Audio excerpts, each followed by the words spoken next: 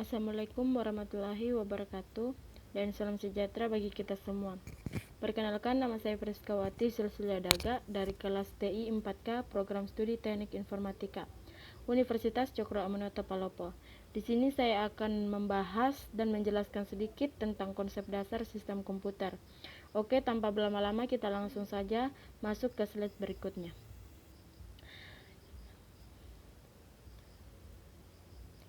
Yang pertama yaitu konsep dasar sistem komputer. Adapun pengertian dari konsep dasar sistem komputer yaitu salah satu kemajuan yang paling pesat diperoleh manusia pada dekade ini adalah kemajuan teknologi komputer. Komputer telah mengisi hampir segala aspek dari kehidupan kita. Di mana-mana di sekeliling kita selalu melihat komputer, di rumah, di kantor, di pabrik, di mana saja ada komputer. Tidak peduli apapun pendidikan dan profesi yang ditekuni seseorang pengetahuan tentang komputer menjadi mutlak. Komputer dapat dikatakan sebagai sebuah sistem yang dapat kita bagi menjadi dua buah sistem, subsistem, hardware dan software. Berikut ini kita akan membicarakan beberapa prinsip dasar tentang komputer. Pembahasan akan dimulai dengan hardware, kemudian dilanjutkan dengan software. Selanjutnya yaitu skema dasar sistem komputer. Adapun beberapa contohnya yaitu perangkat keras. Yang pertama yaitu pemroses atau prosesor, berfungsi mengendalikan operasi komputer dan melakukan fungsi pemrosesan data. Yang kedua, memori utama, yaitu berfungsi menyimpan data dan program, dan biasanya volatil, tidak dapat mempertahankan data dan program yang disimpan bila sumber daya energi atau listrik dihentikan. 3. Perangkat masukan dan keluaran, berfungsi memindahkan data antara komputer dan lingkungan eksternal, yaitu perangkat menyimpan sekunder, perangkat komunikasi, terminal, dan lain sebagainya. Yang keempat, interkoneksi antar komponen atau bus adalah struktur dan mekanisme untuk menghubungkan pemroses, memori utama, dan perangkat masukan atau keluaran.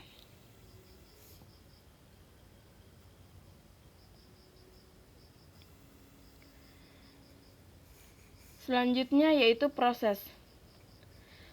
Proses disebut CPU, berfungsi mengendalikan operasi komputer dan melakukan pengelolaan data. Pemroses melakukan kerja dengan langkah sebagai berikut. Yang pertama, mengambil instruksi yang dikodekan secara binar dari memori utama. Yang kedua, mendekode instruksi menjadi proses-proses sederhana. 3. Melaksanakan proses-proses tersebut. Contoh yang lainnya yaitu operasi-operasi pada pemroses dikategorikan menjadi: yang pertama, operasi aritmetika, penambahan, pengurangan, perkalian, pembagian, dan lain sebagainya. Yang kedua yaitu operasi logika, OR, AND, XOR, inversi, dan lain sebagainya. Yang ketiga, operasi pengendalian, operasi percabangan, lompat, dan lain sebagainya. Poin yang ketiga yaitu pemroses terdiri dari 3 komponen, yaitu CU atau control unit, yang kedua ALU atau arithmetic logic unit, yang ketiga register.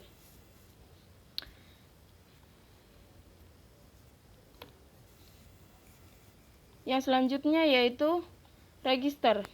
Register atau yang disebut dengan memori adalah suatu rangkaian logika yang mampu menyimpan data dalam bentuk bilangan biner. G-point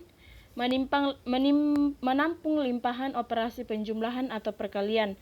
Adapun contohnya yaitu register. Yang pertama, register yang terlihat pemakai atau pemogram.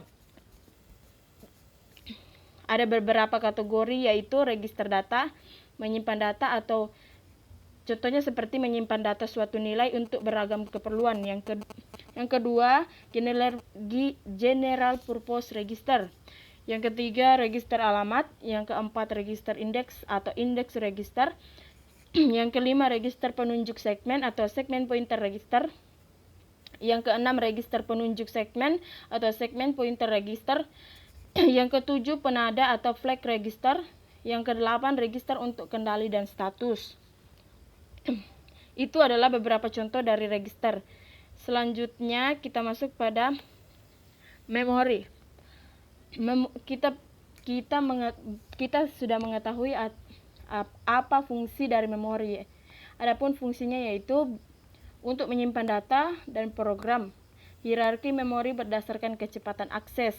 Yang pertama register, yang pertama register yang sudah disebutkan tadi, yang kedua memory cache atau cache memory, yang ketiga memori kerja atau main memory, yang keempat disk magnetic atau magnetic disk, yang kelima disk optik atau optical disk, yang keenam tape magnetic atau magnetic tape.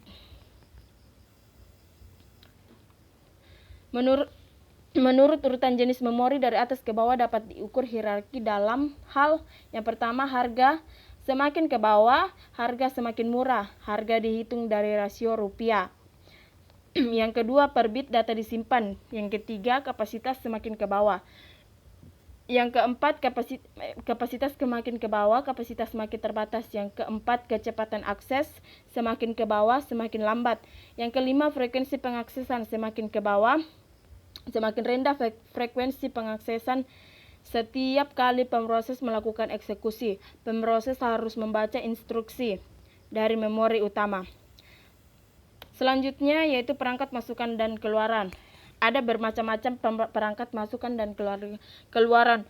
Perangkat masukan dan keluaran terdiri dari dua bagian, yaitu komponen mekanis atau sama dengan perangkat itu sendiri.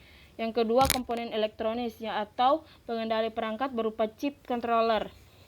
Yang kedua yaitu poin yang kedua yaitu pengendali perangkat atau device adapter. Terdapat dua macam alat pengendali, yaitu yang pertama perangkat adalah perangkat nyata yang dikendalikan chip controller di board, sistem atau card. Yang kedua, controller dihubungkan dengan pemroses dan komponen-komponen lain lewat bus.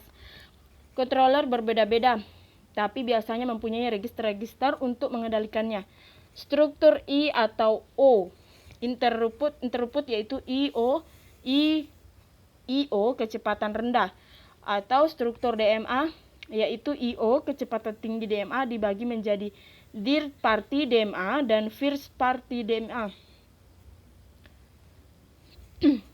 Itulah perangkat masukan dan keluaran. Adapun beberapa contohnya tadi saya sudah jelaskan. Yang selanjutnya yaitu interkoneksi antar komponen. Disebut bus dan interkoneksi. Ini berkaitan dengan tata cara hubungan antar komponen-komponen sistem komputer.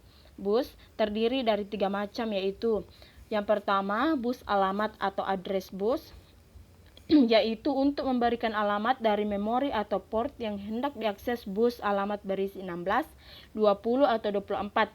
Jalur sinyal paralel atau lebih. Yang kedua, bus data atau data bus yang berfungsi untuk membaca dan mengirim data dari atau ke memori atau port bus data berisi 8, 16, 32. Jalur sinyal paralel atau lebih.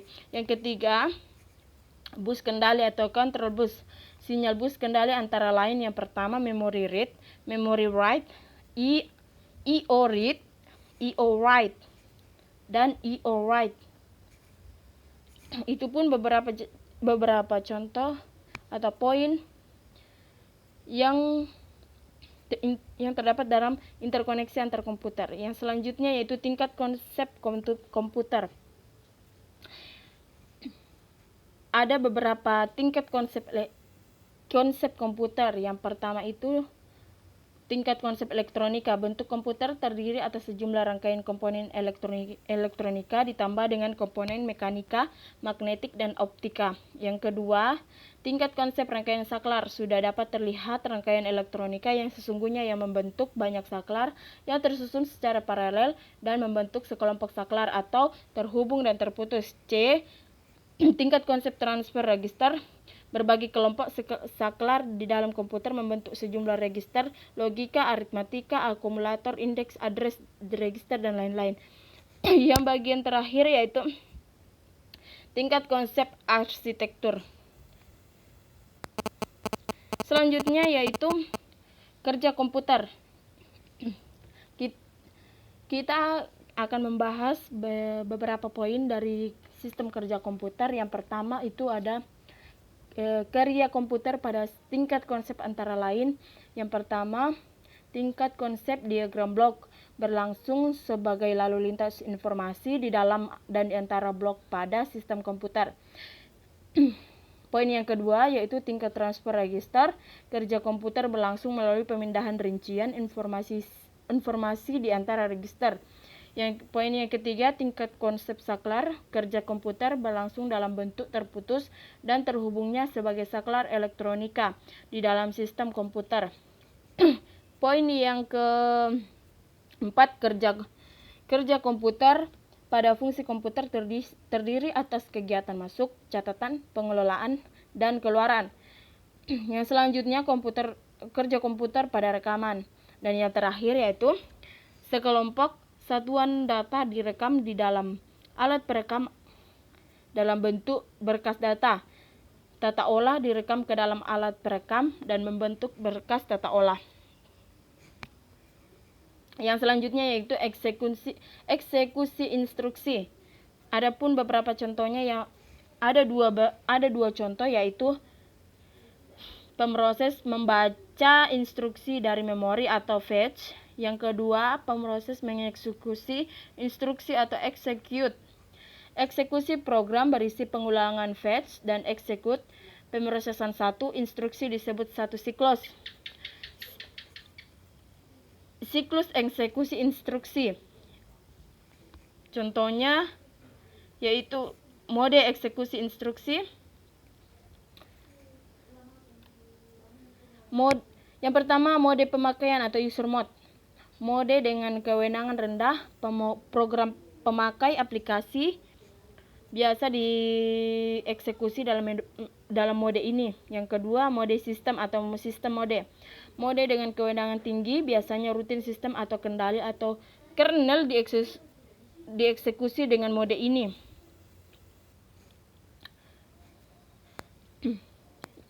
Selanjutnya, perangkat lunak atau software merupakan komponen non-fisik berupa kumpulan program beserta struktur data program.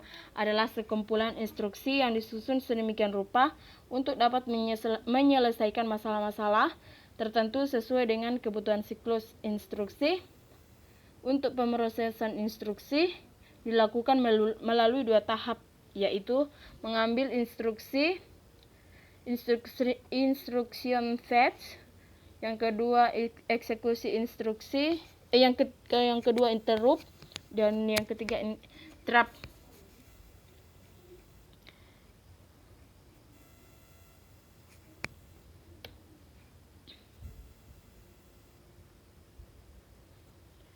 Yang ketiga, yang selanjutnya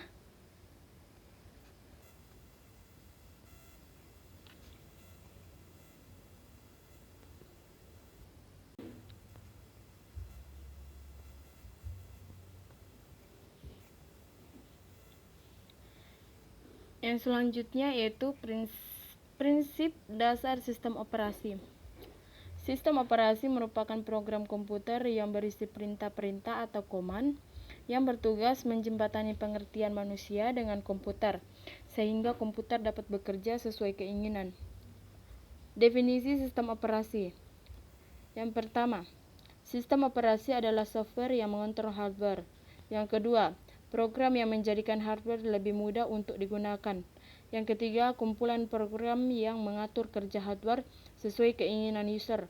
Yang keempat, manajer sumber daya atau mengalokasian sumber daya komputer seperti mengatur memori, printer, dan lain-lain.